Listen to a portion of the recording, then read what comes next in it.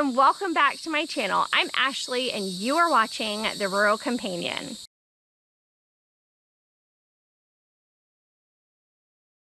We're up here in my garden today and it's very possible that you hear the bugs.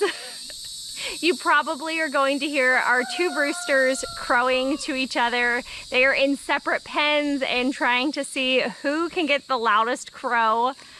I needed to come up to the garden to harvest some mint for a drink I'm making later, and I thought I'd bring the camera along to show you some of the progress and what's growing right now in the middle of June in central rural Oklahoma. It is currently 88 degrees in the shade. It feels much hotter. It is definitely a typical humid Oklahoma summer. Now, this past week we've had a tremendous amount of rain, which does seem a little unusual.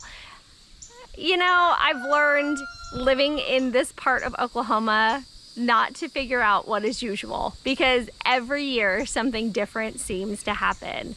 Let me introduce you to our kitten. This is Jabberjay.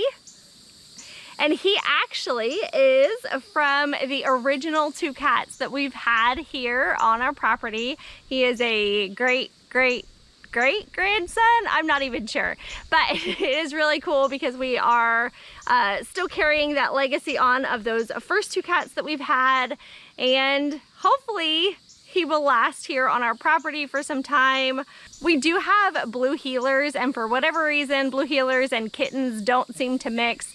And so we struggle keeping outdoor cats alive. This little guy we've actually been just penning up every night, and I'm sure he doesn't love it, but at least he's stayed alive for a really long time. Isn't he gorgeous? Okay, so my seating area is just behind me, and I have been making some progress on this location. You might be able to tell I have been clearing out a lot of the overgrowth behind the swing. I did ask AI to help me create a picture of my goal for this area, and it failed miserably. It actually put all of the flowers on top of the swing. Behind the swing, where I've started clearing out, I hope to not only maintain it being cleared out, but to add a bunch of flowers, hopefully some perennials that will come back every year that I don't really have to tend too much. I would also like to put some rose bushes or maybe some climbing roses around the swing stand. In this region, I have a bunch of squash growing, different varieties. I do try to move those every summer just to a different area. We had started collecting some manure here, and I thought this would be an easy spot to grow the squash, and it looks like it's taken off. I do have some zucchini as well as yellow summer squash, and I even got a couple pumpkins that the pigs had planted for me in their manure.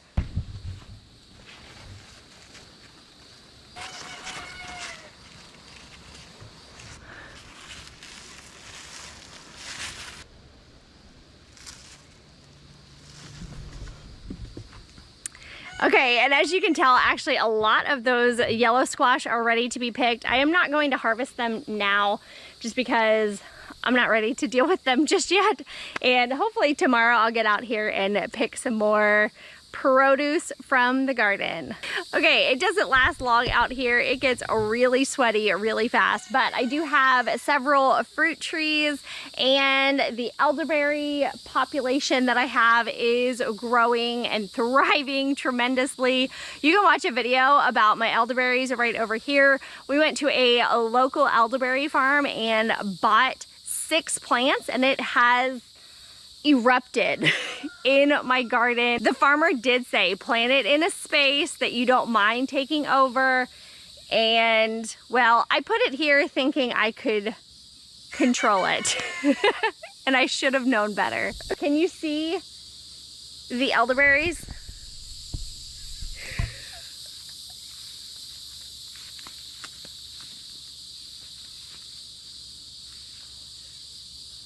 Okay, this bed here, I have some turnips and beets and radishes. they have definitely grown.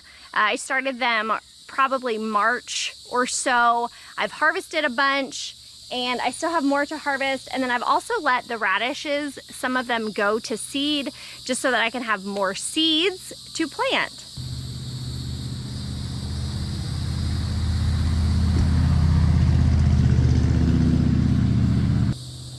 This bed is strawberry and chives. As you can see, the strawberry plants are finally taking over the bed, which I'm really excited. I have struggled with strawberries in the past, and these are finally putting off a bunch of runners. Okay, in this bed I have asparagus. I have just let this go, mainly because if you don't pick them within a certain window, then they turn into kind of like this bush thing. So I have let them grow. I picked a couple, and hopefully next summer we will get a ton of asparagus. Now this bed right here, I decided to put as many mammoth sunflower seeds in as I could. And as you can tell, they are growing really well. I put cabbages and cauliflower in between each of the rows of sunflowers, but unfortunately those are not surviving just because, well, the sunflowers are doing really good. In this bed right over here, I have several tomato plants, some turnips, I have some beans down at the end. And this bed has some peppers. As you can tell, they are ready to be harvested. We've got some collard greens, some Swiss chard, a bunch of turnips, okra, and cucumbers. Okay, in this space right here, we have some great dreams of putting in a greenhouse. Nathan has collected some reclaimed railroad ties that we are going to use as kind of like the foundation or the base of the greenhouse, with a frame and then the greenhouse plastic and all of that, not the plastic, but like the corrugated sheets for the greenhouse top. It will happen. I know it is not really a rushed process. We've just kind of been putting it off because when something of higher priority comes along, this project gets pushed to the side, which is fine. Okay, just behind me, we have 3 compost bins. Now, the first one over here is where we just put food scraps, lawn clippings, the extras, the excess from the garden. So when I prune tomatoes, things like that, that goes in the first bin. The second pile is donkey manure. Now I have been making sure to keep the donkey and the pig manure separately because they both need different timelines before you can put them directly into your garden. And the final one is the pig manure. Now that one only takes about 3 months and then it is ready to put into the beds. Unfortunately, we just kind of keep piling the manure on top of the old manure, so we're not really getting to a point where I'm adding it. I'll probably just fill up each of the compost bins and then put it on the garden beds probably in the fall and whatever. Under this peach tree, I have oregano. I also have oregano in a pot. I have rhubarb and a bunch of basil in these large pots, planters. So in this bucket, I fill completely full with rabbit pellets, and then I do that right before it's about to rain. I let the rainwater ferment the rabbit pellets. I do call it rabbit tea. I know that's probably a weird sounding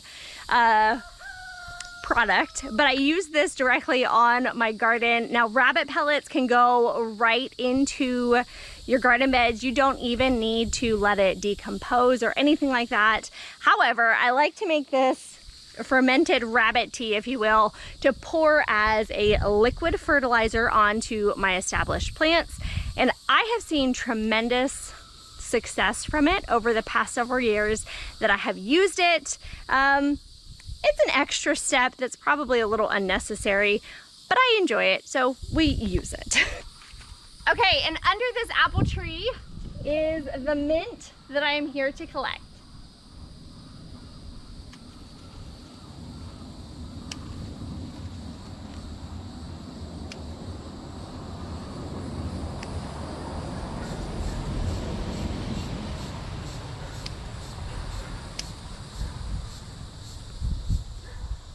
I just grabbed a couple branches of it, and we will go take this inside, clean it up, and use it in our fancy citrus summer water. Let's go.